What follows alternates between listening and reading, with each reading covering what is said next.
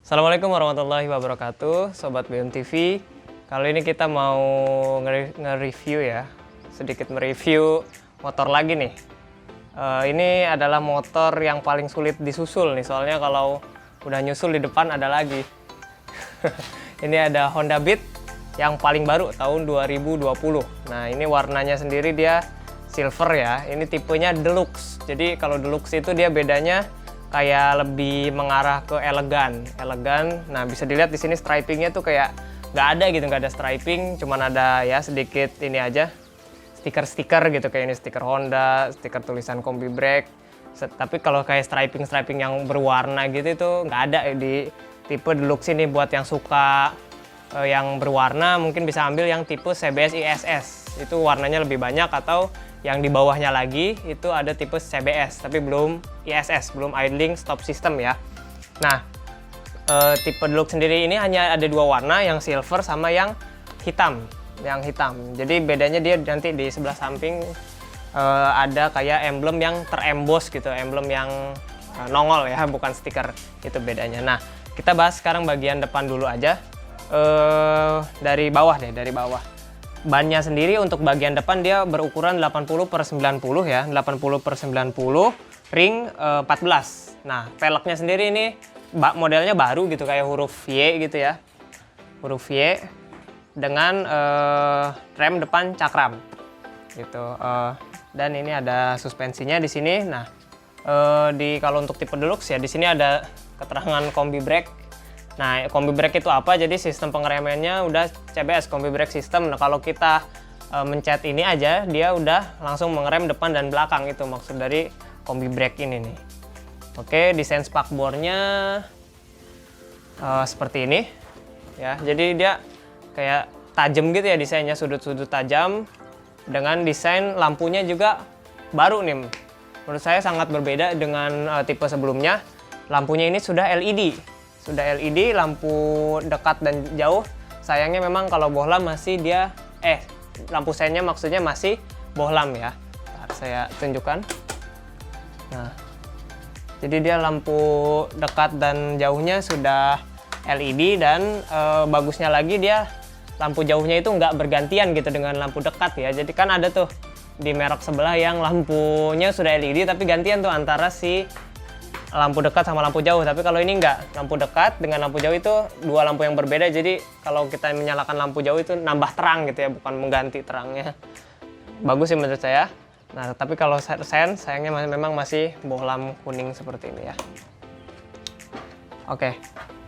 Nah, lalu di bagian agak ke atas lagi kita bisa melihat ada ini pengunci remnya. Jadi misalkan kita ditanjakan gitu ya, ditanjakan atau ya mungkin di parkiran gitu ya, kita bisa ditahan gitu remnya. Nah, seperti itu. Ini tuas pengunci remnya. Tadi di bagian lampunya. Nah, kalau kita lihat ke atas lagi, ini juga desainnya masih sama, kayak tajam gitu ya, dia lekukannya tajam. Nah, di sini ada kayak semacam apa ya, cover gitu ya, cover warna hitam dengan ada stiker tulisan Honda. Sampai spion-spion pun desainnya dibuat agak tajam gitu ya, dengan ada aksen karbon nih di sebelah sininya nih. Nah, oke. Ya, ini desain yang apa ya, menurut saya cowok gitu ya, desain yang tajam gitu kan identik dengan cowok gitu kan, dengan sporty kan. Tapi dengan desain seperti ini rasanya cewek juga nggak menolak gitu ya, masuk aja ini desain Beat ini ke cowok dan ke cewek juga sih. Di bagian samping kanan ya, modelnya seperti ini ya. Seperti saya bilang, deluxe ini lebih mengutamakan elegan ya. Jadi terlihat dari polos, warnanya tuh polos, cuman ada emblem Beat di sini yang emboss ya, yang apa ya, emboss itu bahasa Indonesia apa tuh, yang nongol lah gitu tuh. Ini bukan stiker gitu. Di bawahnya ada tulisan idling stop. Memang ini udah ISS, idling stop system. Jadi kalau misalnya kita misalkan berhenti gitu ya, itu mesinnya otomatis mati gitu. Nanti buat jalanin tinggal gas aja gitu. Mungkin semuanya juga udah tahu lah tentang sistem idling stop ini, udah ada di Beat sebelumnya juga soalnya. Nah, lalu di bagian knalpot nih, knalpot ini desainnya masih mempertahankan sudut-sudut tajam gitu ya, desain yang tajam. Tuh di ujung sama ujungnya tuh tajam kan. Dengan dia ditambahi aksen-aksen karbon gitu sih di knalpotnya. Padahal ini plastik sih, bukan karbon asli ya. Ini plastik. Nah, knalpotnya sendiri kayak gini lah. Ukurannya pas lah gitu, pas dengan bodi yang compact juga. Nah, di sini juga nih, Compact Sportmatic ada stikernya. Memang ini Matic yang compact gitu, jadi enak dibawa apa ya, selap-selip gitu ya di perkotaan. Kerangka dari Beat baru ini udah beda dengan Beat lama. Honda menyebutnya dengan Enhanced Architecture Smart Frame ya, jadi udah baru. Nah, apa dampaknya? Dampaknya ya dia lebih enak dikendarai katanya karena lebih ringan juga.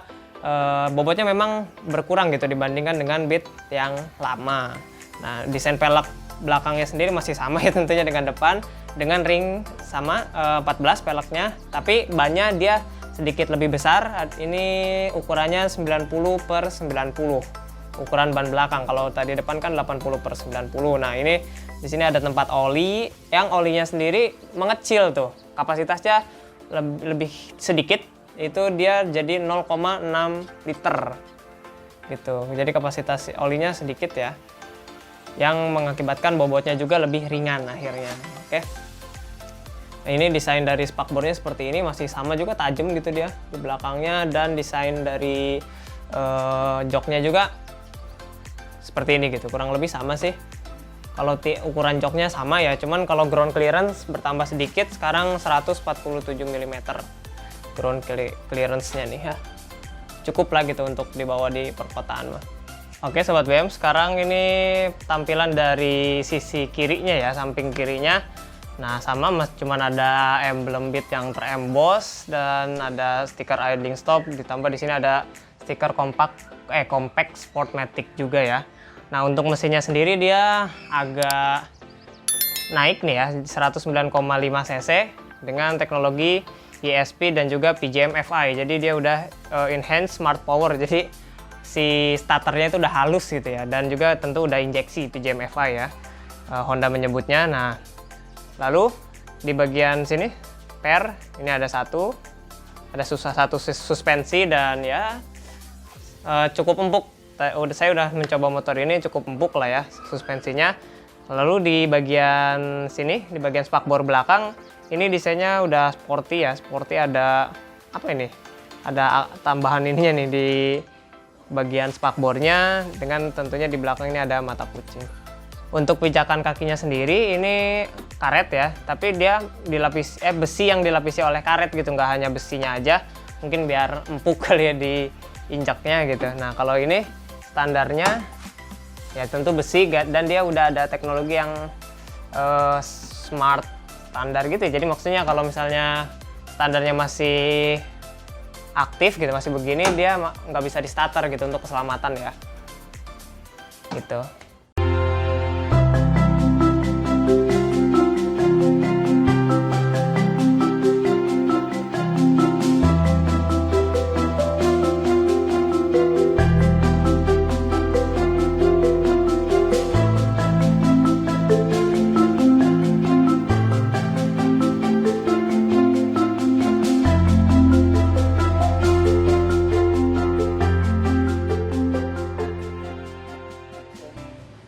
Baik Sobat BM, ini desain dari speedometernya seperti ini. Nah ini di sini ada tombol ada indikator idling stop, ada indikator lampu jauh, sen, dan juga eco ya. Oke, dan ada check engine di sini. Nah ini speedometernya kombinasi antara digital dan juga analog. Analognya ada di bagian kecepatan ya, sementara digitalnya ini untuk kilometer sama juga bensin. Jadi kilometernya ini sensornya itu udah ditaruhnya di belakang gitu, bukan di depan yang masih pakai kabel. Bisa kita lihat tadi di bagian depan nggak ada kabel apa-apa selain kabel cakram. Nah lalu untuk tombol-tombolnya sendiri, mulai dari sebelah kanan nih, sini ada idling stop untuk on sama off idling stopnya. Lalu di bawahnya ada tombol starter yang dia udah starternya halus ya. Oh itu seperti itu bunyinya, jadi mesinnya cukup halus. Nah lalu di bagian kiri ini ada tombol buat lampu dekat dan juga lampu jauh. yang nggak bisa dimatiin lampunya untuk motor-motor baru. Nah di sini ada tombol klakson juga. Nih suaranya seperti ini klaksonnya, lumayan kencang. Oke, dan di bawahnya lagi ada tombol sen kanan dan juga sen kiri. Itu aja sih tombol mah. Nah untuk colokan kuncinya sendiri, nah ini seperti ini. Ini kuncinya seperti ini kuncinya. Ya masih sama sih, nggak beda. Kalau dari segi kunci belum keyless ya. Tapi yang berbeda adalah di smart disebutnya smart key-nya ini karena dia udah terintegrasi dengan jok. Jadi kalau untuk ngebuka jok nggak perlu turun-turun dari motor lagi gitu. Nah, terus juga di sini ada pelindung ya, buat biar nggak gampang dijebol lah. Kita contohin ya, kalau mau buat ngebuka si jok, tinggal dipencet lalu terbuka deh joknya. Nah untuk kapasitas dari joknya sendiri ini cukup besar untuk motor yang compact. Ini 12 liter kapasitas bagasinya ya. Kapasitas bagasinya 12 liter. Untuk kapasitas tangki BBM-nya sendiri ini 4,2 liter dengan kompresi 10:1. Jadi ya minimal pertalit lah gitu. Kalau misalkan Pertamax terasa mahal, ya minimal pertalit, jangan premium karena kompresinya udah lumayan tinggi ya. Nah di bagian ini sendiri nih, di bagian boxnya ya, ini ada power outlet dengan output maksimal 12 watt. Nah jadi sobat bisa misalkan membeli adapter biar bisa ngecas ke HP ya. Kalau di sebelah kiri dia terbuka gitu aja penyimpanannya, yang nggak terlalu besar juga sih ini penyimpanannya, paling cuma muat ya receh-receh gitu. Untuk minum yang agak tinggi juga tuh mepet nggak terlalu besar.